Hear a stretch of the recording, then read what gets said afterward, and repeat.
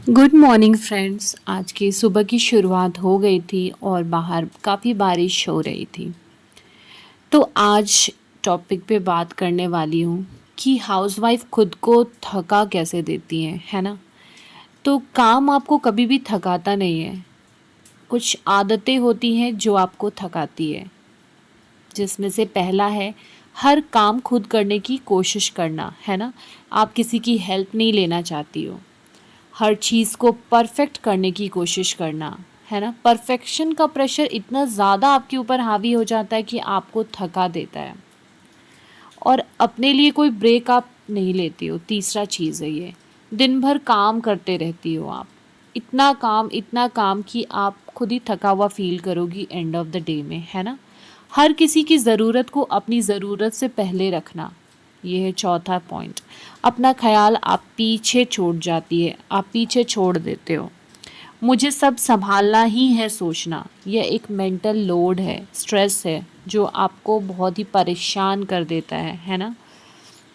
और घर संभालना ना एक फुल टाइम काम है, तो इसमें आप रेस्ट लोगे तो ये कोई लेज़ीनेस नहीं है। आप कोई ड्यूटी पे नहीं जा रहे हो 10 to 5 वाली जॉब पे कि आप वापस आ जाते हो और सारी चीज़ें फिर बैक टू नॉर्मल आप चादर डाल के सो जाओगे। ये 24 आवर्स जॉब है ना। तो इसमें आपको अपने लिए टाइम निकालना बहुत ही ज़्यादा इम्पॉर्टेंट है। तो आज मैं अरबी के पत्ते की सब्ज़ी बना रही थी, है ना। तो अरबी के पत्ते की सब्ज़ी बनाते बनाते मैं आपको डिस्कस करती हूँ ये सारी चीज़ें। इन सारी चीज़ों को समझने की कोशिश करते हैं, है ना। तो हर काम आप खुद करने की कोशिश जब चलते करने लगते हो ना, तो क्या होता है कि आपके ऊपर इतना ज़्यादा बर्डन आ जाता है ना कि आप कुछ ना कुछ छूटता चला जाता है काम। और जब आप लास्ट में देखोगे कि इतना सारा काम छूटा रखा है, तो और ज़्यादा परेशान हो जाते हो, है ना। जैसे अब परफेक्शन की बात मैं करूँ तो घर की सफाई जब आपकी चालू होती है, आप सोचते हो कि पूरी सफाई कर लूँ तो फिर मैं खाना खाऊँ, या पूरी सफाई कर लूँ मैं तब मैं पानी पीऊँ। ऐसा नहीं होता। आप सबसे इम्पॉर्टेंट है टाइम पे खाना, टाइम पे सोना। आपको भी रेस्ट की ज़रूरत है, आपको भी खाना टाइम पे खाने की ज़रूरत है।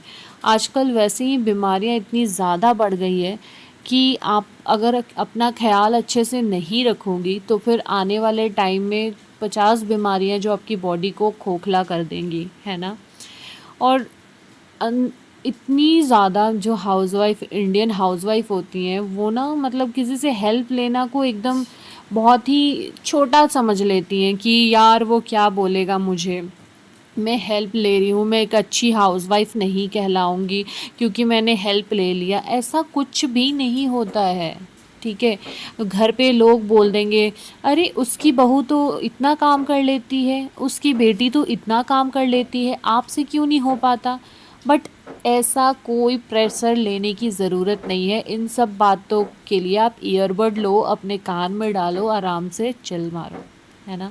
सबकी बॉडी बिल्कुल ही अलग होती है, हर किसी की बॉडी सेम नहीं होती।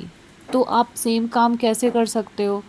अगर सारे लोग, है ना, सारे लोगों की जो एनर्जी लेवल है, बॉडी है और आईक्यू लेवल है, सारी चीज़ें अगर सेम होती तो क्या हर कोई आईपीएस नहीं होता, हर कोई डॉक्टर नहीं होता।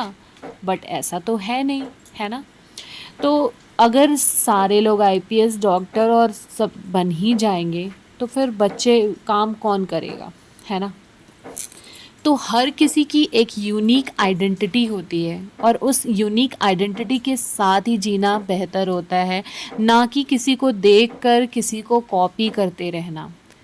यदि आप इन राहों पर निकलोगे कि मुझे कॉपी करना है, मुझे उसकी तरह बनना है, उसकी तरह उसकी आदतों को कॉपी करना है, तो आप नहीं कर पाओगे। लास्ट में थक जाओगे, परेशान हो जाओगे, है ना। और सबसे इम्पॉर्टेंट है कि हर किसी के घर की जो लाइफस्टाइल है ना, बिल्कुल ही डिफरेंट होती है। तो आप उस लाइफस्टाइल को नहीं मैच कर सकते। मान लो कि आपके हस्बैंड के ऑफिस जाने की टाइम है सुबह के 6 बजे, किसी की जो हस्बैंड है किसी के घर के, उनकी ऑफिस की टाइमिंग है 10 o'clock। तो आप क्या वो काम मैच कर पाओगे। आपको तो अर्ली मॉर्निंग उठकर वो काम करके देना है और जिनके 10 बजे जाते हैं उनको उस अकॉर्डिंग करनी है। तो आप हर किसी की लाइफ़स्टाइल को मैच नहीं कर सकते, हर किसी की अपनी ज़रूरतें होती हैं, अपनी नेसेसिटीज़ होती हैं, है ना? तो इसकी वजह से अगर आप प्रेशर ले रहे हो तो आप खुद के साथ बहुत ही गलत कर रहे हो, है ना? तो सबसे इम्पॉर्टेंट चीज़ यही है कि खुद पे प्रेशर, किसी तरीके का भी प्रेशर हावी ना होने दें। अगर आप हावी होने देते हो किसी तरीके का प्रेशर अपने ऊपर, तो आगे चल के आपको परेशानियाँ होनी है ना? तो ये सारी छोटी-छोटी बातें हैं जिससे आप अपना खुद का ख़्याल रख सकती हो। और इधर ना मैं वॉइस ओवर दे रही थी माइक से, इतनी बारिश हो रही थी, मैं क्या बताऊँ, मैं अच्छे से बोल भी नहीं पा रही थी। फिर मैं माइक हटाकर फिर बोल रही हूँ क्योंकि बारिश की आवाज़ पूरी आ जा रही है ना बैकग्राउंड में। और किसी तरह मैं बेटे को सुलाई हूँ, वो भी बहुत लिमिटेड टाइम के लिए सोता है, तो मेरे लिए चीज़ें थोड़ी और डिफ़िकल्ट हो जाती हैं। क्योंकि वॉइस ओवर के टाइम में बच्चों की आवाज़ आती है ना, तो फिर वो अच्छा नहीं लगता। तो हो सकता है मेरी वॉइस प्रॉपर ना रहे इस वीडियो में, तो आप प्लीज़ मैनेज कर लेना। तो इस तरीके से मेरी ब्रेकफ़ास्ट बन गई थी ऑलमोस्ट। और अब रक्षाबंधन की भी तैयारी स्टार्ट हो गई है। तो रक्षाबंधन बहुत ही स्पेशल होता है। मतलब सारी तैयारियां करनी है, घर को थोड़ा क्लीन करना है, तो इन सब कामों में भी थोड़ा मैं व्यस्त चल रही हूँ। फिर बच्चों की कुछ शॉपिंग भी करनी थी। मेरी बेटी का ये फर्स्ट रक्षाबंधन है और अपने भाई के साथ ये सेलिब्रेट करने के लिए बहुत ही ज़्यादा एक्साइटेड है। ये तो मेरे पीछे पड़ी हुई है, मम्मा आप जल्दी उठा करो, जल्दी तैयारी किया करो, है ना? गाइस ब्रेकफास्ट बन गया है, सारी तरफ सफाई हो गई है, बच्चे की मालिश भी करा दी हूँ और अब मैं इसे जा रही हूँ सुलाने। और इधर बारिश काफ़ी हो रही है, मुझे पता नहीं लग रहा है साइक्लोन या क्या आ गया है, तो उस वजह से मैं बेटी को भी स्कूल नहीं भेज रही हूँ क्योंकि बहुत परेशानी हो जाती है ना। बच्चे की तबीयत अगर एक बार ख़राब हो जाए तो बहुत ज़्यादा दिक्कत होती है। उससे ज़्यादा वो घर पे ही पढ़ाई कर लेती है। तो मैं आपको टाइम दिखाती हूँ। तो ये देख लो आप, मैं घर की डीप क्लीनिंग कर ली थी। अब मुझे थोड़ी सी सेटिंग तो मैं चेंज की थी, है ना? तो वो सारी वीडियो तो मैं आपको दिखा ही चुकी हूँ। वीडियो आपको पसंद आए तो ज़रूर बताना। वो राखी के लिए स्पेशली मैं सेटिंग चेंज की हूँ क्योंकि गेस्ट वगैरह आने वाले हैं, तो रूम वगैरह भी मैं साफ़ कर ली हूँ। तो वीडियो पसंद आए तो प्लीज़ चैनल को सब्सक्राइब करें। Thank you.